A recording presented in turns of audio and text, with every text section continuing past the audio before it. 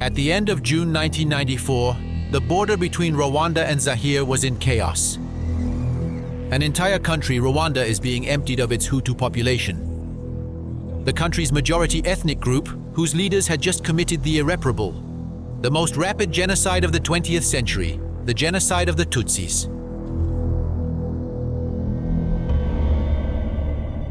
"800,000 people methodically massacred in just 3 months. Tutsis, but also moderate Hutus.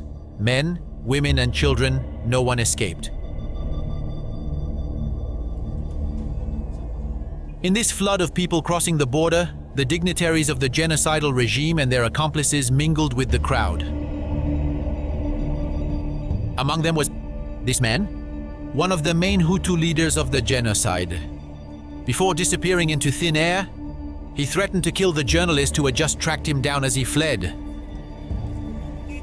But today they need to show and prove it. Honestly, do you think they can bring them? You're paid too. I've had enough. What you ate is enough. One day you're gonna die. You start taunting me up to this point. Colonel Bagosora's escape was short-lived. Arrested 2 years later in Cameroon, the International Criminal Court sentenced him to life imprisonment. Today, many others are still at large. 16 years after the events, international justice is officially looking for 11 of them, all considered to be high-ranking officials. Oh, but beyond this handful of dignitaries, how many accomplices? How many murderers are still at large? Some are hiding in Africa. Some have found refuge in Europe. Many are in France. They live there freely, blending well into our society. Our investigation will uncover this. It took us 6 months to track down these accused Rwandans. We discover that the widow of the former president, accused of having covered up the genocide, now leads a quiet life. That a doctor, sentenced to life imprisonment in Rwanda, is practicing his profession in our country, as if nothing had happened. And then there's this former soldier, another presumed genocidaire living free with his family in the south of France, even though he has long been wanted by Interpol. All are presumed guilty, but French justice has so far chosen to ignore them.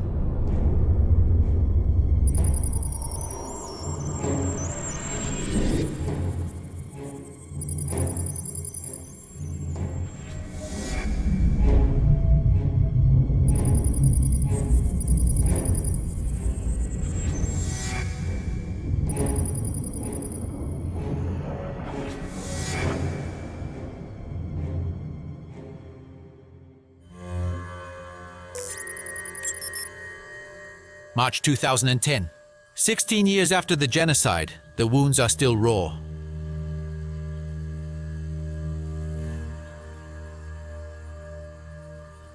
There are many places of remembrance, like in Murumbi, a region that paid a heavy price in the genocide. Here, when the mass graves were discovered, they chose to display the bodies to show the horror. When he's in Rwanda, it's become a regular pilgrimage for Alain Gauthier. In France, he founded the Cpcr, the Collectif des Partis Civils pour le Rwanda. For a decade, he has been probing accused genocidaires in France. It's the fight of his life.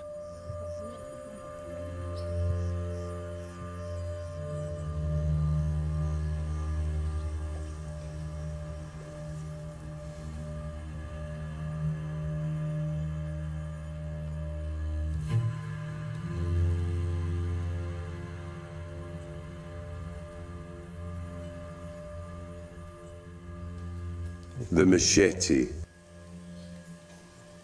Coup de machette.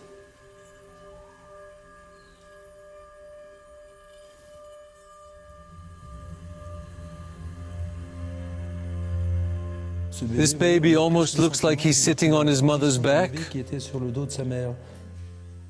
He spared no one. Oh, here it is. Here's the proof. From baby to old man, women, men, babies in their mother's womb, it was meant to be total extermination. Voilà, ça se voulait être l'extermination totale.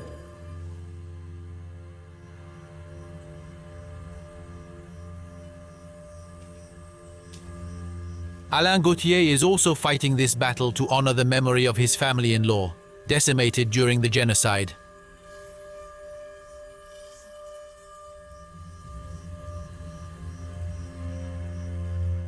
For me, coming here is also a real encouragement to continue the fight for justice because, and those who are here today on display, there are people who did everything to make this happen there. There are people who organized this extermination, this genocide, and so justice must be a compulsory path.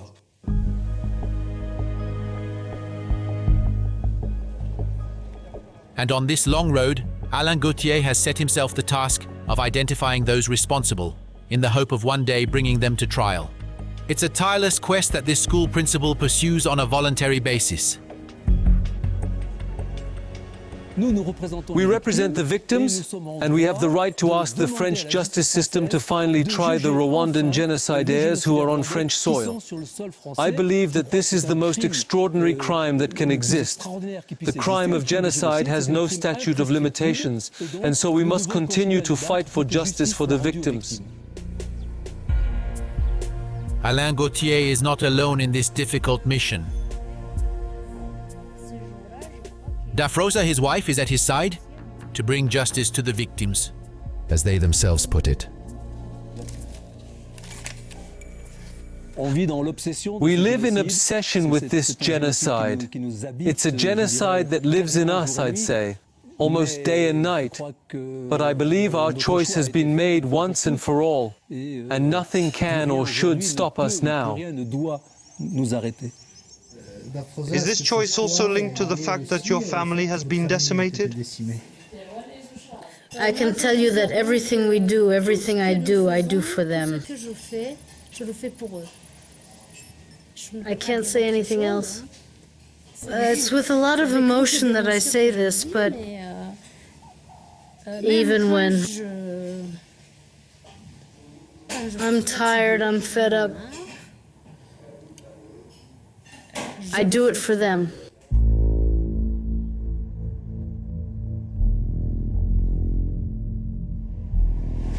The story of Alain Gauthier and Dafrosa is intertwined with that of Rwanda. The young French teacher discovered this small landlocked country in the heart of the African continent in the late 1970s. He also met the woman who was to become his wife. At the time, General Habyarimana was ruling the country. He was a Hutu, the majority ethnic group. The other ethnic group are the Tutsis. Between the two, an ancestral hatred. Long excluded from power, the Hutus imposed new rules on the Tutsis. Certain jobs were forbidden. Ethnic origin was compulsory on all identity documents. Throughout the country, massacre followed massacre. A rebellion was organized. At its head is a man. His name is Paul Kagame. Between Habyarimana, the Hutu, and Kagame, the Tutsi. The war would last for years, until the Arusha Peace Accords called for by the international community. The year was 1993.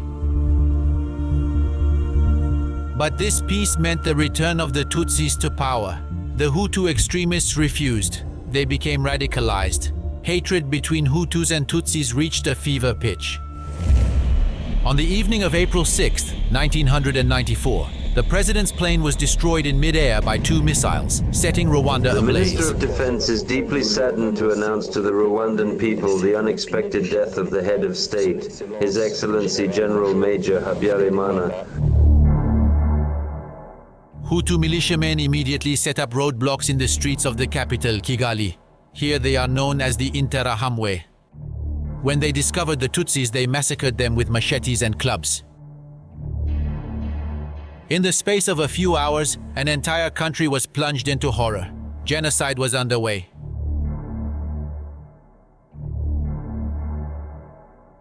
One of the characteristics of the genocide of the Tutsis in Rwanda was indeed this genocide of proximity. Neighbor killed neighbor. Sometimes the husband killed the wife, sometimes the children. So it's something quite exceptional quite terrible. Kigali today. The presidential residence of the Habyarimana couple, an unofficial museum where a few relics of the era still stand. This is precisely where it all began. In a strange irony of history, when the president's plane exploded in the sky, it was in the gardens of the residence that the fuselage and engines came crashing down.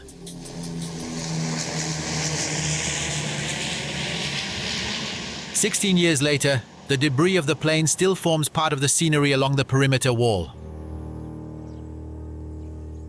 It was here that the first massacre of the genocide took place.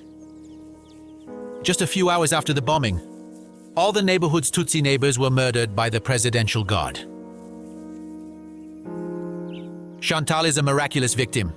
A few days before the massacre, her worried mother had hidden her with another family in Kigali. That's what saved her. This was Agathe's home. Here in the banana plantation, it was swarming with soldiers from the Presidential Guard. Over there was our house. We were 9 children. And all around, there were other Tutsi families. The people here died without understanding what was happening. They saw a fireball fall from the sky, and immediately afterwards, the military arrived and massacred everyone. This is what the banana plantation looked like the day after the attack. In the whole neighborhood, only the Hutu families were spared. Apart from the resident staff who worked for Agathe and also the locals, only the Presidential Guard ventured here.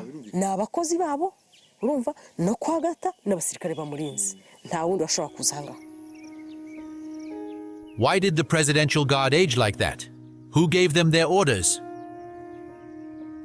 Its supreme leader had just died in the plane crash. In the hours that followed, the only one in power was Agathe, the president's widow. Chantal has no doubts about her responsibility in this first crime. Immediately after the president's death, Agathe was the only person who could give orders to the Presidential Guard.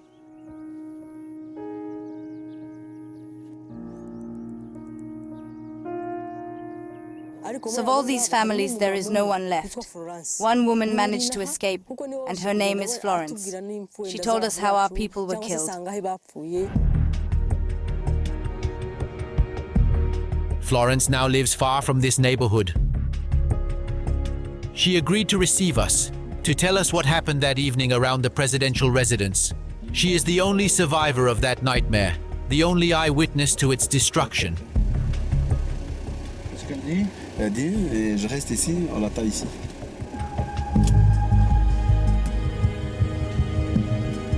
Florence, there she is, walking painfully with the after effects of her injuries. In the family home, there were 16 of them, her parents, siblings, nieces, and nephews. Today, she's alone.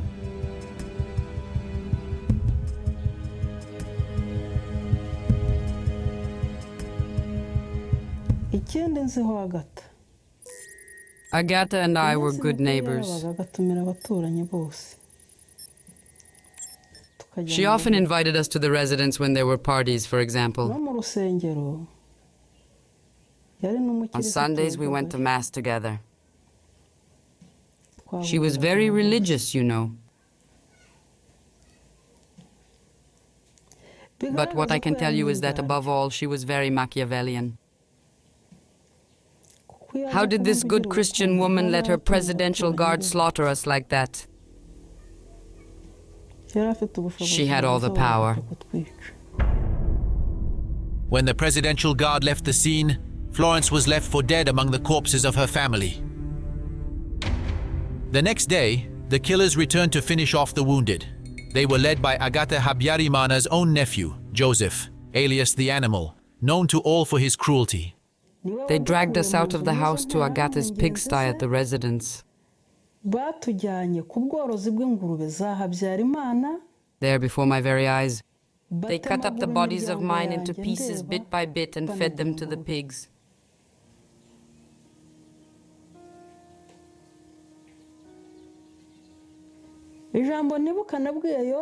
After a while, I remember saying to her, "Listen, Joseph, let me pray that God will receive me and also have mercy on you." He immediately hit me over the head with a huge club. I was bleeding so badly that for the second time they left me to myself. She was behind it. She let it happen. As a neighbor and the president's wife, she could stop it. If you had Agathe in front of you, what would you say to her? What would I tell him? Kneel down and ask for forgiveness. On April 9th, 3 days after the attack on the plane and the first massacres around the presidential residence, Agathe Habyarimana left Rwanda. The widow of the assassinated head of state was taken in charge by France, which evacuated all its nationals that day. A political gesture from President Mitterrand, to which were added on arrival a bouquet of flowers and the equivalent of 30,000 euros to cover Agathe's initial needs. In 1998, the former First Lady chose to settle permanently in France. Here, in the Paris region, she lives quietly with her family, children, and grandchildren. This is where we found her, where she tries to make herself forgotten.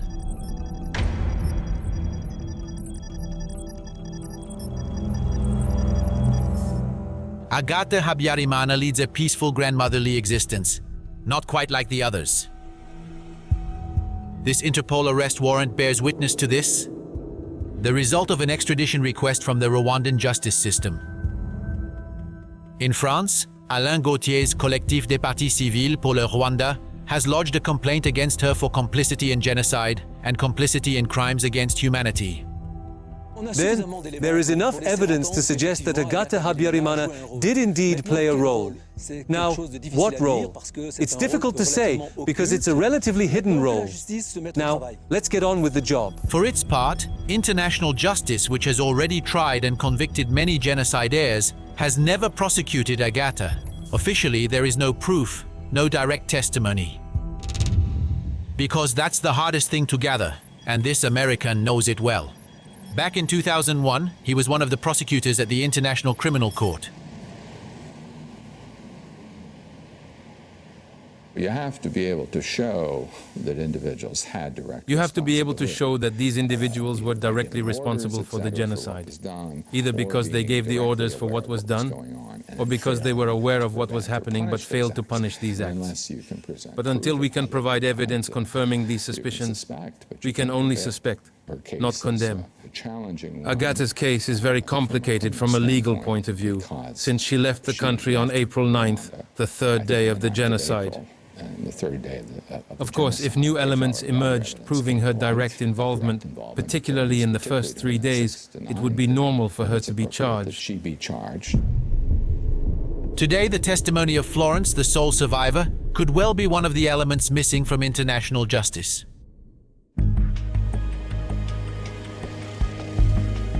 It took lengthy negotiations with her lawyer before Agathe Habyarimana finally agreed to meet us. It has to be said that this woman hates interviews and shuns the media. For this exclusive interview, 2 of her sons are at her side. We immediately wanted to know her feelings on the murder of the families living next door to the residence on the night of April 6th. Massacres were reported around the residence. Tutsi families from the evening of the 6th. Do you know the way out? I can't really know. Right now, I can't know because I stayed inside the house. I didn't go out. I don't know what they did. Florence Mukonda level.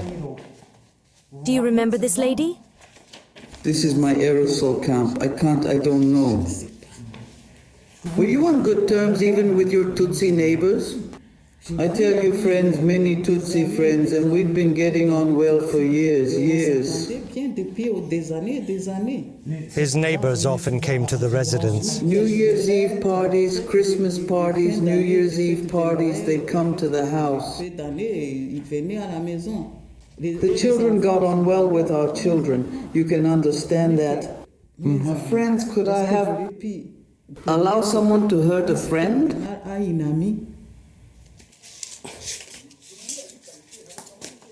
She says that the presidential guard arrives and kills the families. I really can't tell you. I was inside the house. I didn't leave the doors open. My children and I were locked in. People say that you gave orders to the presidential guard that day, that night. You're exaggerating, because I never gave orders to anyone. To hear her tell it, when her neighbors were murdered, Agathe Habyarimana was inside the house. Sheltered by her grief, she is unaware of what is going on outside. Jean-Luc, her son, is involved in the search for his father's body, in the gardens of the residence and in the neighboring plots, the very place where the killings will take place. To be honest, we can't confirm or deny this. Under no circumstances have we witnessed any massacres around the residence, that's all. I'd say she systematically settled into the role of president's wife, mother of the family. That, I'd say, is a tactic on her part, to say, no, I had nothing to do with it. I'm just a poor widow whose husband has been killed. But I don't know anything, I didn't see anything. Besides, I wasn't there during the genocide. Behind this woman of power, a power, of course, probably hidden, I'd say she's a rather worrying personality. A woman with two faces. Today, a mother and grandmother who is the widow of an assassinated head of state, and before the genocide, a woman with an iron fist, accused by her detractors of belonging to, or even leading, a criminal and business-minded clan of extremist Hutus, the Kazu. This small group includes Agathe's brothers and the notorious Colonel Bagosora. For human rights organizations, it was this small circle that planned and unleashed the genocide. She was its heart, its instigator. And these are the people who, from 1990 onwards, found themselves or to foment, even against President Habyarimana himself, whom he considered too lax in relation to the Arusha Accords. It was this circle, and historians are the ones who say this, that really lay at the heart of the Tutsi genocide. What do you think Akazu is? That's right. The people who tell it's a case know better than I do, because I was never part of the case. I'm tired of telling lies and lies. It's all lies. I looked at the Akazu members, and they're close friends of yours. How can I explain it to you? They're family. I'm telling you that I've never made a circle around myself. Among the intimates who gravitated around her at the time, one man holds an important place. His name is Félicien Kabuga. I think it's fair to say that he was the financier of the genocide. At the time, he was the wealthiest Hutu in Rwanda. In Rwanda, he played a key role in raising funds. He played a key role in financing militia groups. Above all, there is evidence that he imported hundreds of thousands of machetes into the country as early as 1993. In 1993. There is also evidence of their distribution and use in the genocide. In the early 1990s, this strange businessman also invested in the media. Along with most of the Akazu members, he ran Radio Mille Collines. Throughout the genocide, this radio station played a major role.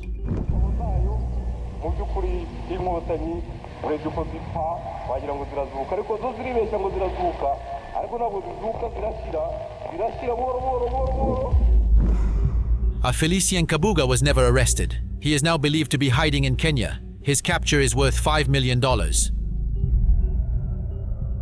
Mr. Kabuga, he was close to you.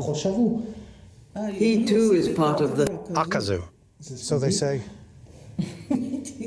They even say he was the financier of the genocide. Whether he's a financier, I don't know. What he gave, that's it.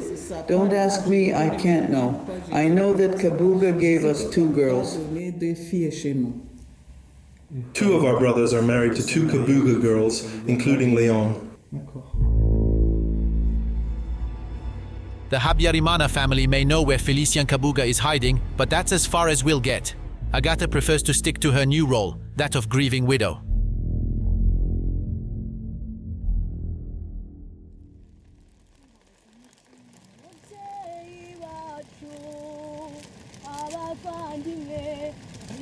A day of mourning in Rwanda.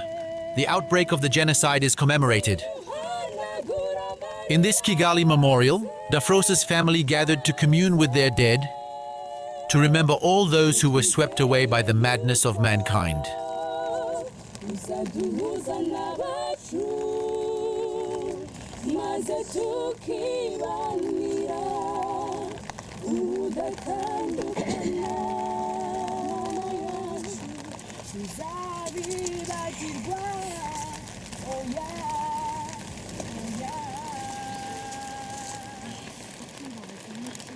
For Alain Gauthier, it's the start of a new investigation. The hills of Kibuye in the west of the country. At least 200,000 people perished in this densely populated Tutsi region. Some of the perpetrators of the genocide who worked here have been convicted by the Rwandan justice system and by the International Tribunal. But others managed to slip through the net, yet they were the winged servants of a genocidal policy. Among them, the region's former health manager, Charles Twagira. When the killings began, he was in charge of the hospital. He was suspected of having ordered massacres within the hospital itself. It's in the Kigali prosecutor's office that Alain Gauthier hopes to gather the evidence that will lead to a trial. It's true that in our files, in the complaints we prepare, we have a lot of documents emanating from the Rwandan justice system. These are truly irreplaceable documents. For this new case, the public prosecutor is opening up his archives to Charles. He also provided Alain Gauthier with an investigator already familiar with the case. The aim was to deconstruct the numerous testimonies written in Rwandan.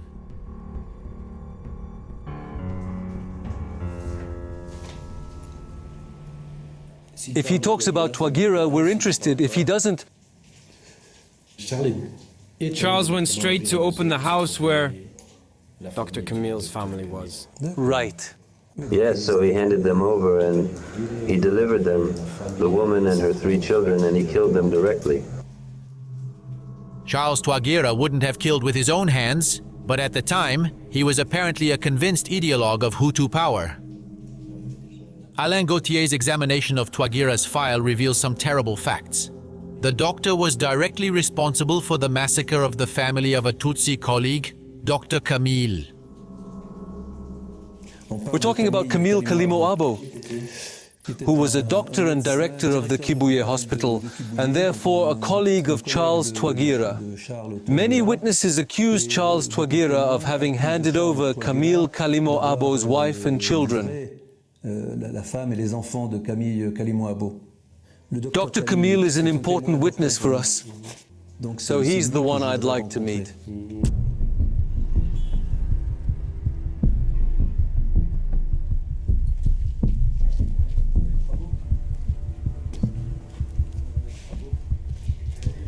Monsieur Kalimo-Abo, c'est Alain Gauthier. Alain Gauthier. 3 days before the genocide began, Dr. Camille was summoned to Kigali for a colloquy. He was forced to hole up in the capital, powerless. His family had stayed behind in Kibuye, 300 kilometers away. There's nothing he can do for them.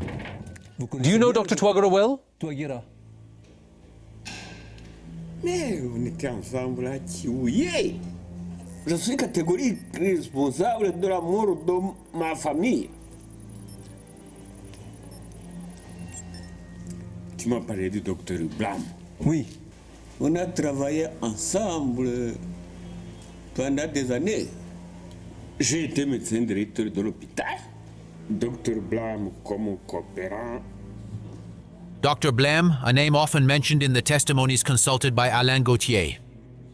He was a German doctor present at the Kibuye hospital throughout the genocide, and a key witness.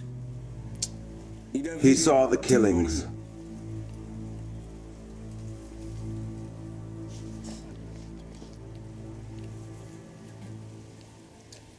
He saw how my wife was killed, how my children were killed.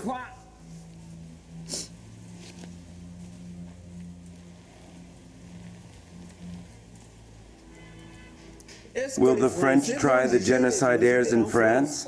That's what we're here for. You have to catch them! Catch the genocidaires! But we're going to ask the courts to take care of it. Wolfgang Blam, we found him.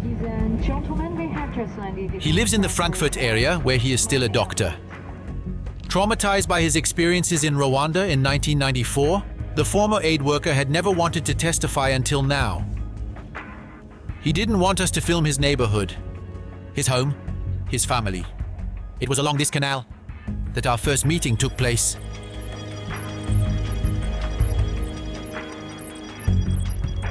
About Charles Twagira and his behavior during the genocide, his testimony and his appeal.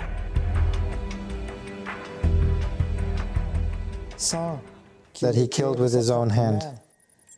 He is an important part of the genocide machine.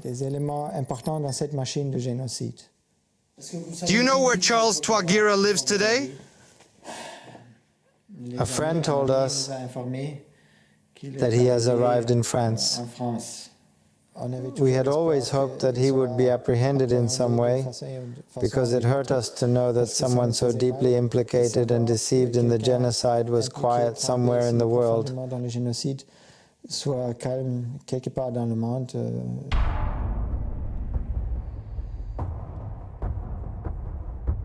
After investigating, we discovered that Twagira lives in Rouen, in the Seine-Maritime region, precisely this neighborhood. We set up discreetly at the foot of his building. The man has lived there for 4 years. He is not the subject of any international proceedings, nor is he wanted by Interpol. And when Charles Twagira leaves home, he's a resident like any other. Anonymous.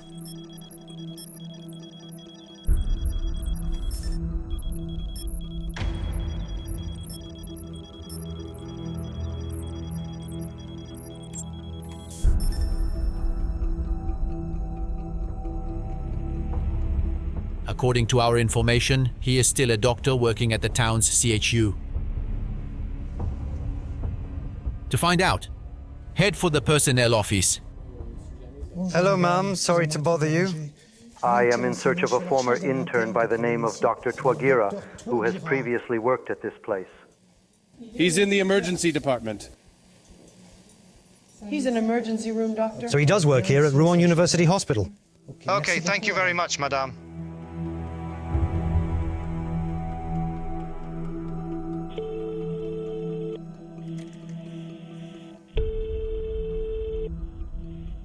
Hello, medical emergency. I'm trying to reach Dr. Twagira. Dr. Twagira, he's an intern here. Yes, women's side, yes. He's spending the day at the women's side today? Yes, yes, he is. Right, thank you. Bye, guys. Equipped with a hidden camera, we enter the emergency room. Hours of waiting in the lobby, but Dr. Twagira doesn't appear. Yet it's at the end of this corridor that he works. We enter pretending to accompany a patient. In front of us, Charles Twagira appears. It's a confirmation. The Rwandan doctor is an intern at Rouen Uni Hospital.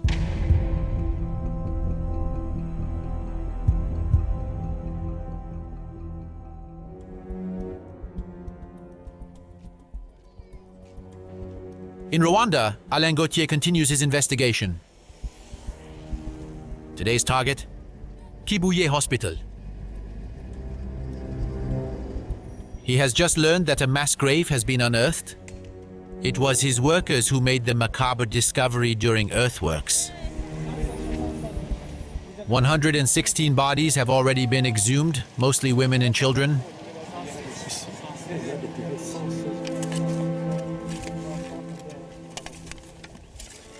There could be additional pits scattered throughout this area where other, as yet undiscovered bodies may lie. You see, it's right next to the hospital. These are victims who were taken from the hospital and buried here.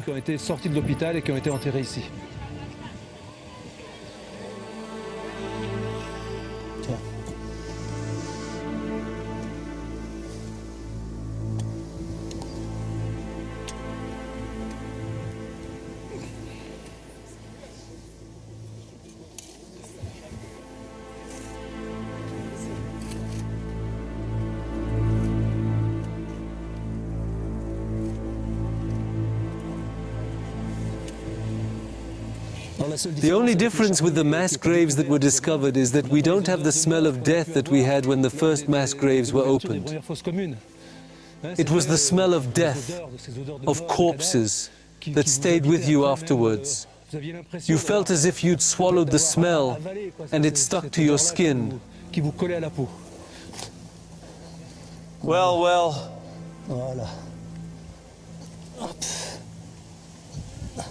There are the little bones of the phalanges. You can see the limb here with the... Voilà, qui sont... Mais on voit bien, hein, là, le membre ici avec le...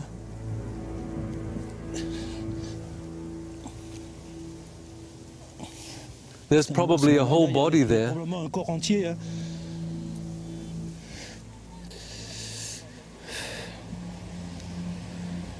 You can see why it's important to find out who's behind these crimes.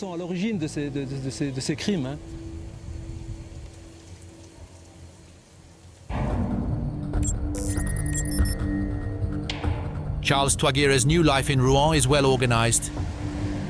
When he's not donning a doctor's coat, he's preaching the good word in this evangelical church. Here it is. We chose to talk to him. Good afternoon, madam.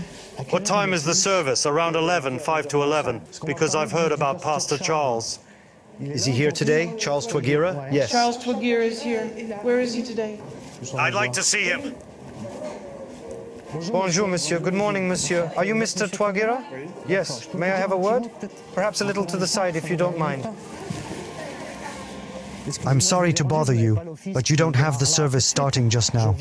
I've come to talk to you a little about Rwanda, as you can imagine. There's a lot of testimony implicating you. In Kibuye, for example, there were killings in the hospital. Is this true? Is it true that there are killers in the hospital? And there was Dr. Camille, whom you also know, who worked at the hospital. Dr. Camille's family was killed. Yes. Some even say she was killed on your orders. In our homes? I know we're not going to start. I haven't, but we can make an appointment, of course. I'd like you to give me an interview. Do you accept? All right then. Well, listen, let me know what time I can get back to you. Or do you end up somewhere else? Does it suit you? 2 o'clock. At 2 p.m. we meet on Station Total.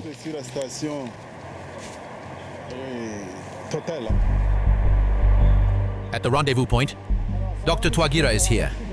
But in the meantime, he's changed his mind. I need to defend myself to journalists. I defend myself before the courts. If I'm accused in court, I'll answer. Our investigation into his alleged actions during the genocide is perhaps the reason for this.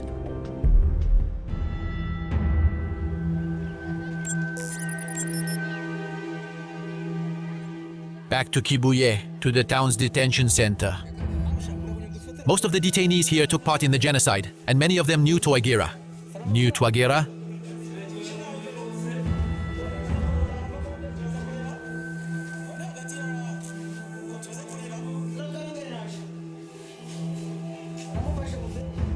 For Alain Gauthier, these prisoners are a vital source of information. And that day, some former militiamen agreed to talk to him, 2 of them in particular. Edmund was sentenced to 14 years imprisonment for murder. Samson, the former hospital guard, was sentenced to 30 years. Only 3 murders confessed to, but still suspected of several dozen. Does Dr. Twagira, in your opinion, played a very important role in the genocide in Kibuye? Obviously, he coordinated and organized several killings. There's a lot of testimony here. Oh, of course he was in charge. He's a real criminal. He's the one who had Dr. Camille's family murdered. You know, these people didn't kill with their own hands. They just gave the orders.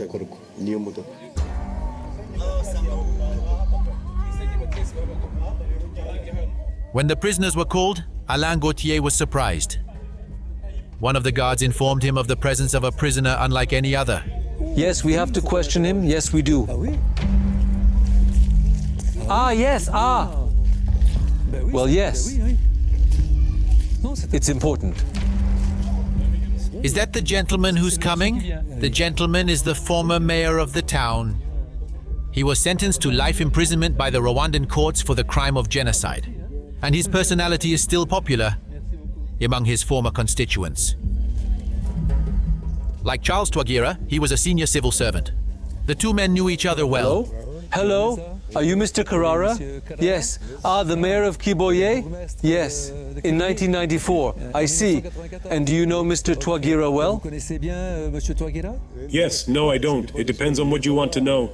What's important for us to know is what his role was during the genocide. That's all we're interested in. On Twagira. Okay, so that's all we're interested in.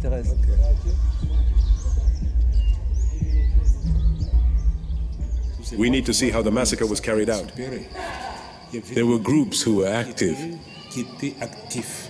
and there were people who were behind it. He's more behind the groups that carried out the massacre. And how do you explain the fact that he just tipped over into genocide? What happened in Rwanda is a bit difficult. You find a person who is very good, is very nice. All of a sudden you see them with a machete. It's a shame. He's got a high hand. The first mass massacre in Kibuye took place here, at the town stadium.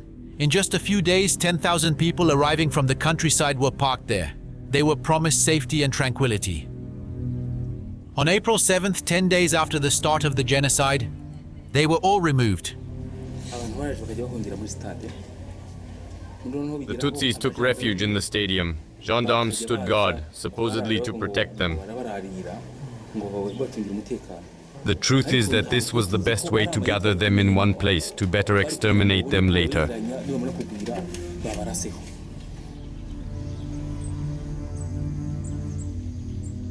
When Albertine arrives at the stadium, 3 days before the massacre, she has fled her village with her parents, siblings, and a few neighbors. Of this small group, she was the only one to survive.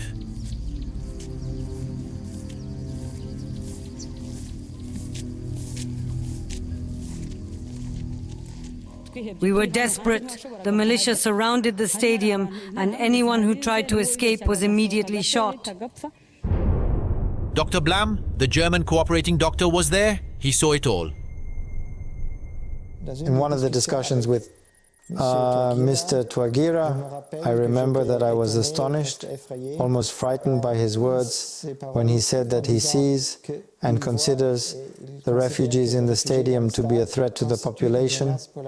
He said that they can go out, that they can steal, that they are the enemies of the population. At that moment I realized that Twagira is part of the political group that believes that all Tutsis are rebels and that it is in fact on the side of the genocidaires.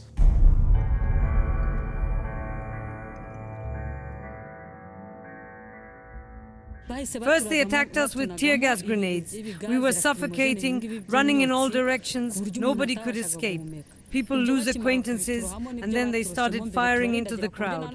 They threw grenades, and you could see legs and arms flying and skulls bursting. It was absolute horror, and within minutes I was surrounded by nothing but corpses.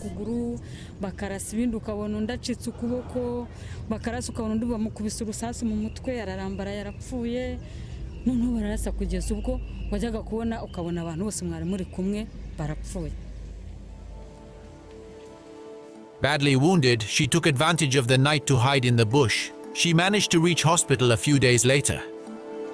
But instead of Dr. Camille, it's now Twagira who rules the roost. And the rules have been tightened. Medical staff are forbidden to treat Tutsis. Worse still, they must denounce them to the militiamen. Fortunately, not all complied with the orders. Like the Hutu nurse Albertine finds by chance in the courtyard. Miraculous, really, when I see her, nobody thought she'd survive. C'est une miracle, Albertine. Oui, vraiment, quand je la vois, personne ne pensait qu'elle allait survivre.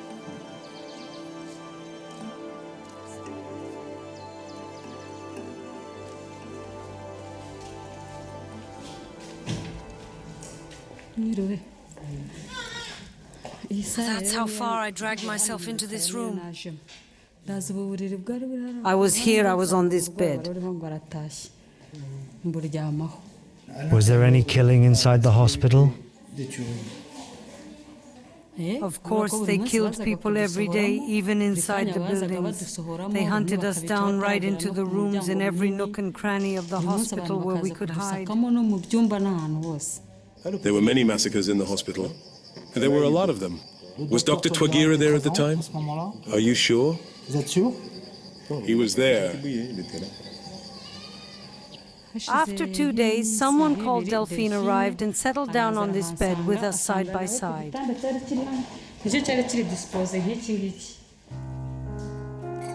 Delphine, that's her. She never saw Albertine again. She rebuilt her life in France.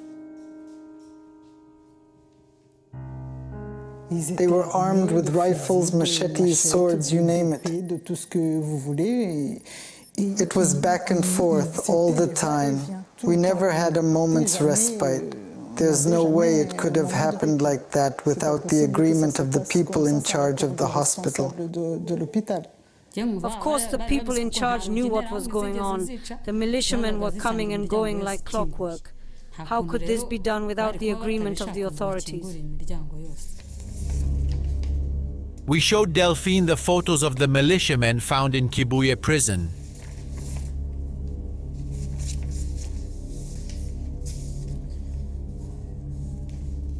He was the one designated to go and kill me. We'd go in, kill people in the hospital and throw the bodies outside. How many people died inside the hospital? A lot. Approximately how many? I don't know exactly. We killed every day.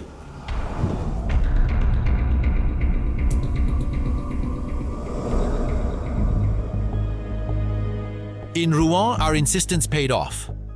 Dr. Twagira agreed to talk to us. On his role at the Kibuye hospital, the doctor is categorical. He pleads not guilty. I asked that no militia enter the hospital with water bottles, grenades, and machetes. This was respected.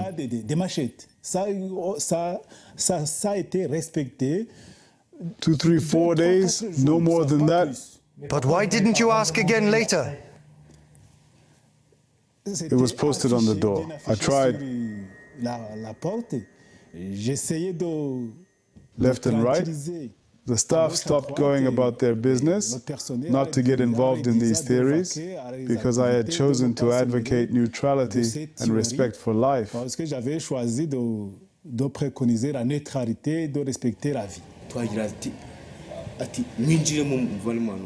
Twagira ordered us to go into the hospital and kill people. Did Dr. Twagira really say that? I swear.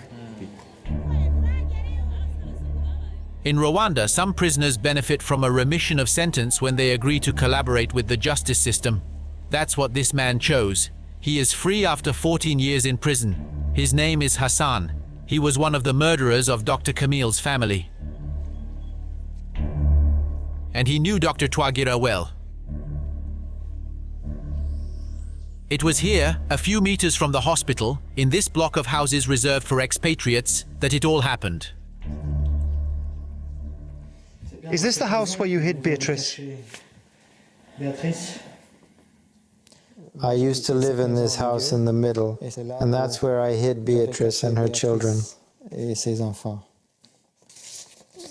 I supplied them every morning and evening with the food we cooked ourselves. At the time, I was the only one who had access and the key to both houses. Hassan agreed to return with us to the scene of the crime. Dr. Blame lived there. And in this house, there were also white people, but they had left the city. This is where Dr. Blame had hidden the woman and her children.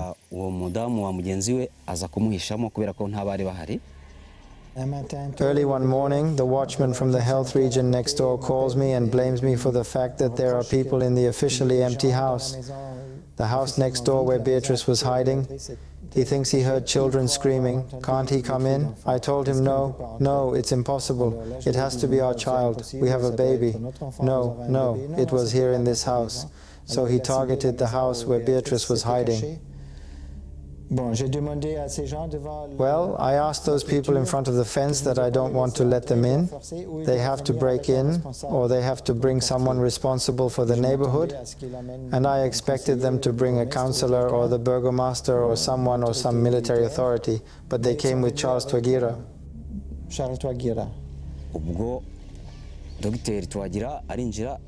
Dr. Twagira immediately ordered Blame to give us the keys, otherwise we'd break the door down.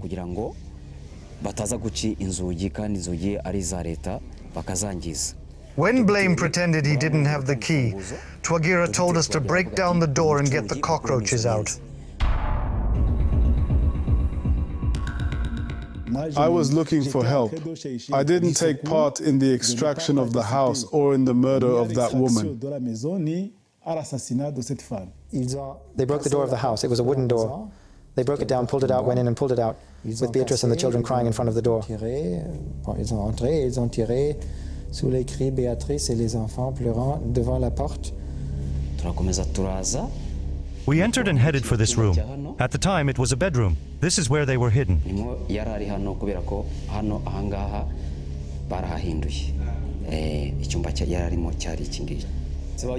They were totally scared and didn't want to move, so we had to force them out.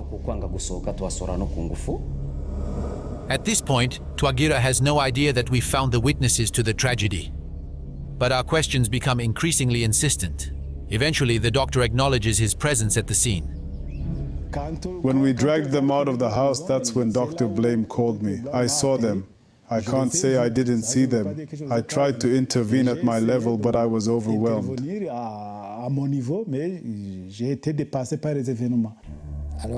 So I tried to save what was possible, to vouch for him, to ask Charles if, for the sake of cooperation, he couldn't leave this woman and the children. They're innocent. They've done nothing. I'll vouch for them.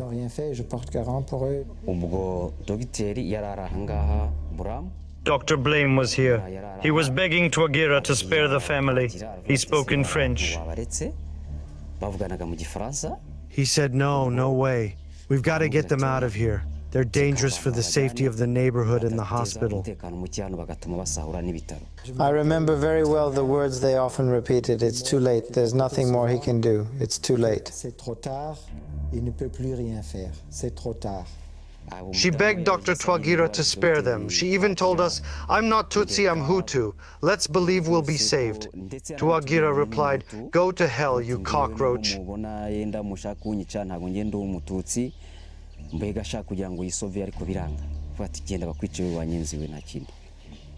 When they were dragged through the hospital, and I don't know by what courage, still had the courage to look out the window and see how Camille's children were slaughtered in the pit opposite.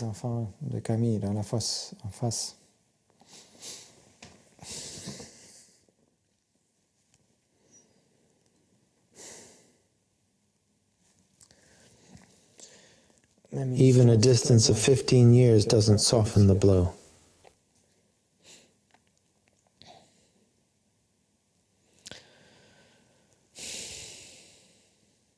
I regretted not having been able to save the life of the woman and her children, but I couldn't.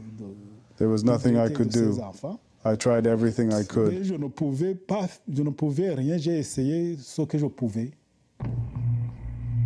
Despite the overwhelming testimony, Charles Twagira sticks to pure and simple denial. It's a defense common to all those accused of genocide. I bear no responsibility for the genocide. I have a clear conscience.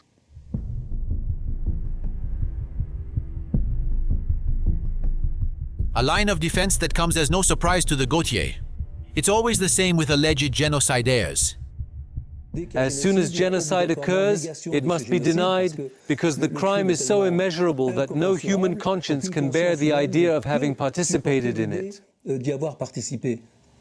If one day or other they begin to recognize that they could have participated in the crime of which they are accused, maybe then just the same a little light would shine on their conscience. But it seems we're dealing with them. On a le sentiment d'avoir des gens A complete conscience that wipes out a few months of their lives. de quelques mois dans leur existence. 994 is a year that for them doesn't exist.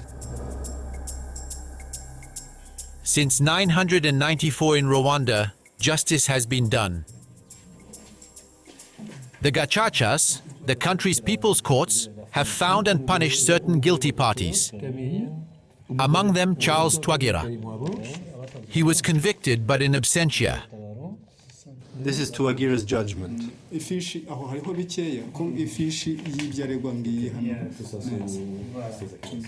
His indictment contains all the charges against him. Conspiracy to commit genocide. The preparation of genocide. Organization and supervision of genocide.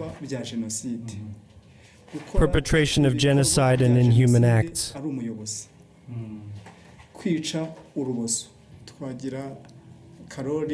Twagira was sentenced to life imprisonment, the heaviest sentence in our jurisdiction.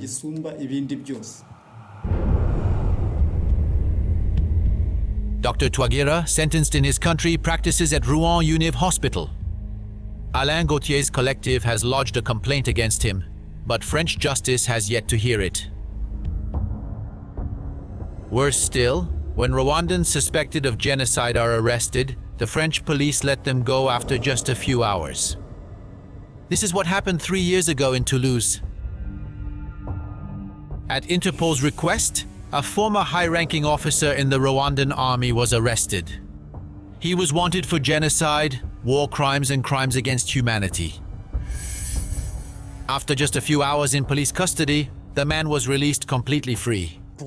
For us, it is truly scandalous to see that such a character can still reside in France today without being questioned, or at least without having been questioned for many months by the French justice system, even though his responsibilities are well known. On sait et on connaît ses responsabilités. Despite these events, the former Rwandan soldier has not left Toulouse. He has just moved to a different neighborhood, but his address is still accessible. The former soldier now lives in the housing estate where we waited for him. He too leads a discreet life with his family, now working as a private security guard at a local convenience store.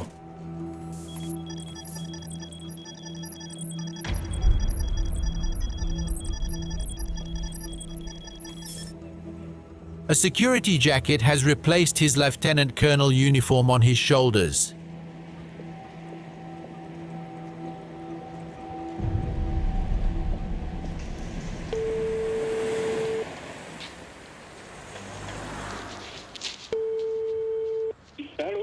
Bonsoir monsieur, je voudrais parler à monsieur Bivu-Gabagabo, s'il vous plaît.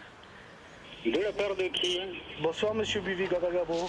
Je vous appelais parce que je suis en train de travailler sur le thème du génocide. Oui. Vous êtes bien le monsieur Bivu-Gabagabo qui était à Rwangeri? Oui, oui. I've heard a lot about your involvement in the genocide, so I'm interested in meeting you so you can tell me exactly what's going on.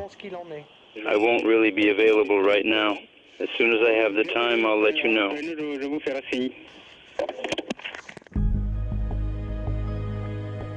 In northern Rwanda's Ruhengeri, Marcel Bivuga-Bagabo distinguished himself. We're in a historic Hutu stronghold on the border with Uganda. In this region, the first battles against the Tutsi rebel front began in 1990.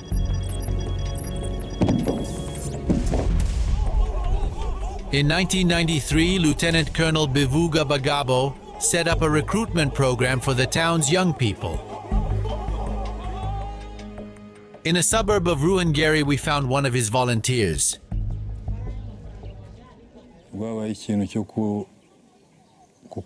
He asked the people in charge in the neighborhoods to look for and gather young guys.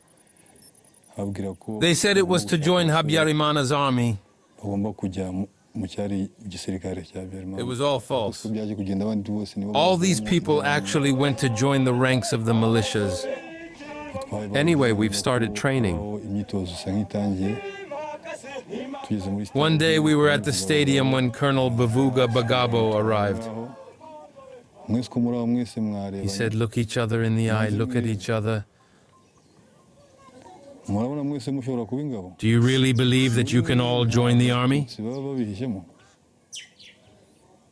There were 2 Tutsis in the group, and that really scared me. Colonel Bivuga Bagabo added, "I want you to confront these Tutsis, and I'm not just talking about the RPF rebel cockroaches hiding in the bush. I'm talking about all the Tutsis." In the days following the genocide, Ruhengeri is sealed off. The Interahamwe set up barriers at every crossroads. Despite the terror, a few Tutsis ventured outside. Such is the case of this man. He is a direct witness to Bivuga Bagabo's actions in the town. One day I saw Bivuga Bagabo stop at the barrier opposite the petrol station. The militiamen who were there all went to meet him and gave him a military salute. They saluted him as one of their acquaintances. They were very close. You could tell they were working together. The militiamen had guns and clubs. When you passed by and they suspected you were Tutsi, they would stop you and ask for your papers.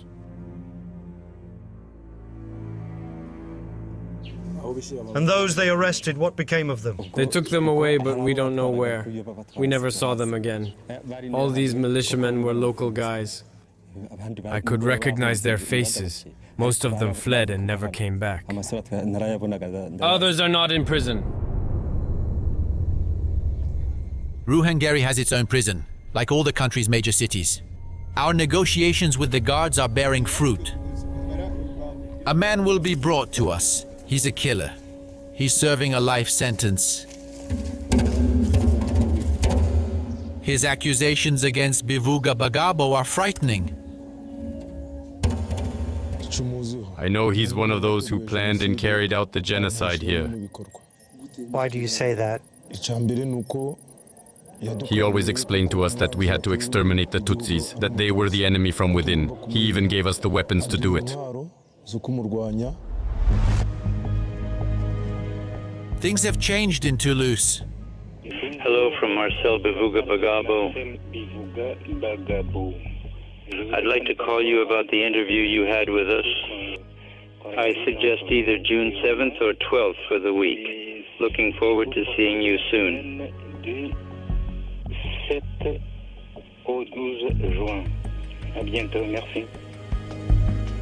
A crossroads in the center of town as our first meeting place, before taking us to a local presbytery. In front of our camera, the former soldier refutes all the accusations. I don't feel involved in the genocide. I don't have any remorse, insofar as I haven't done anything. I don't feel in my conscience, in my soul and conscience. I have nothing to be blamed for. And yet, as we have seen, a witness formally accuses the soldier of having recruited and trained militiamen. It's never happened. I've never recruited people. Have you ever been to the Ruhengeri Stadium to supervise militia training? Never. Jamais.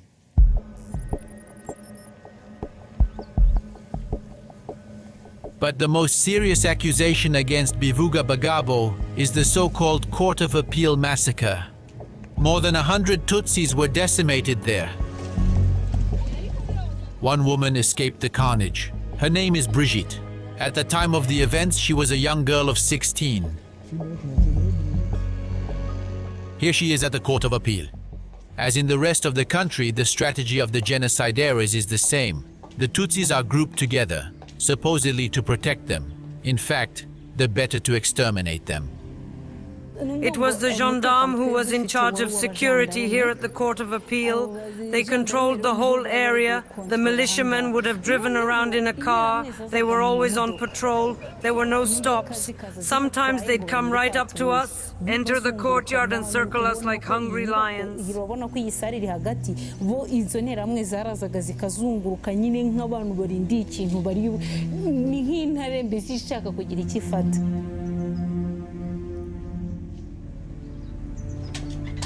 One evening when I got out of here, one of the gendarmes standing guard told me that they were planning to massacre everyone.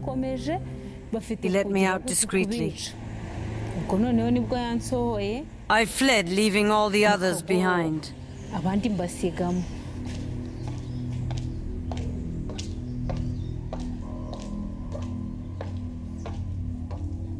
Bizimana the killer took part in this attack on Tutsi prisoners. He is unequivocal about Bivuga Bagabo's role. There was a meeting one day where I was present. It was during this meeting that they took the decision to kill all the Tutsis who had taken refuge at the Court of Appeal. Who gave this order? Who gave the order? It was Marcel Bivuga Bagabu. He was even the one who gave us the rifles, and afterwards we went looking for other guys to help us. What happened at the Ruhengeri Court of Appeal? I had gone to the front, and I learned about it on my return. When I returned to the town of Ruhengeri, that's when I learned what had happened during my absence. Is it good that he distributed the weapons? Yes, I can confirm that. He even supplied us when we ran out of ammunition. I never gave weapons to militiamen. Please tell me if you know this man. Oui.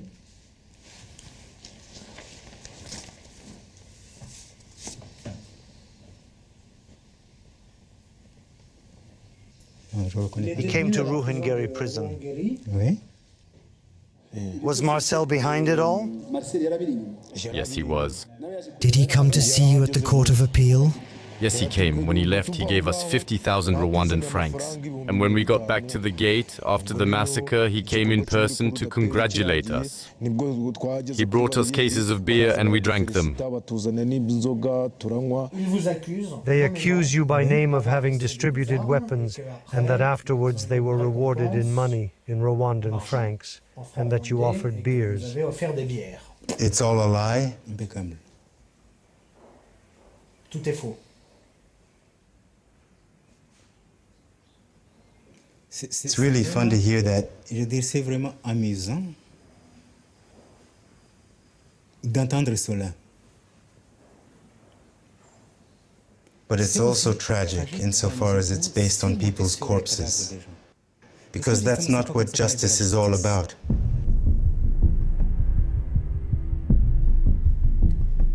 In Paris, the lawyers of the Collectif des Partis Civils pour le Rwanda have had time to study this case thoroughly, and for the past 2 years, they've been waiting for justice to be served. Perhaps the scandal is even more blatant in this case, since the elements for a prosecution are obviously present.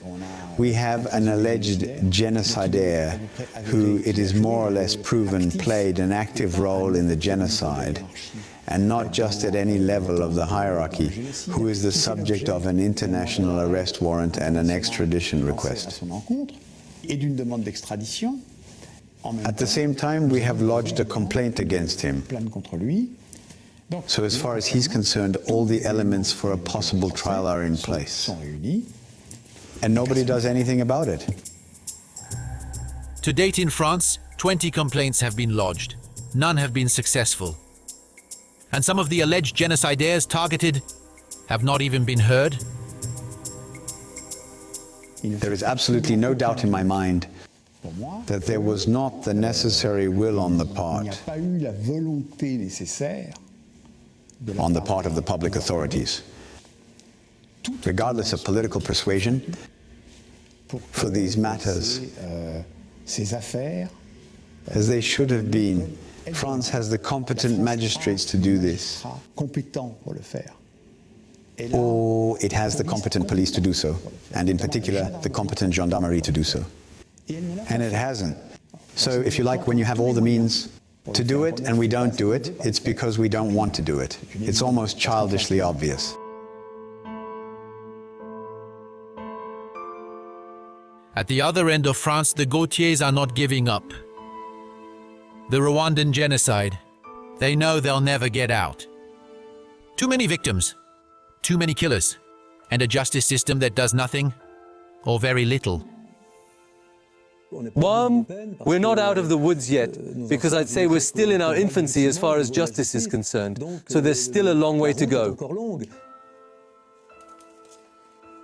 For victims, this is a highly anticipated debate. And I expect France, the French justice system, to bring this debate out into the open so that we can at least revisit a tiny, tiny, tiny part of our missing loved ones. Ressusciter un tout petit bout, mais un tout petit bout de nos disparus. That too is the purpose of a trial.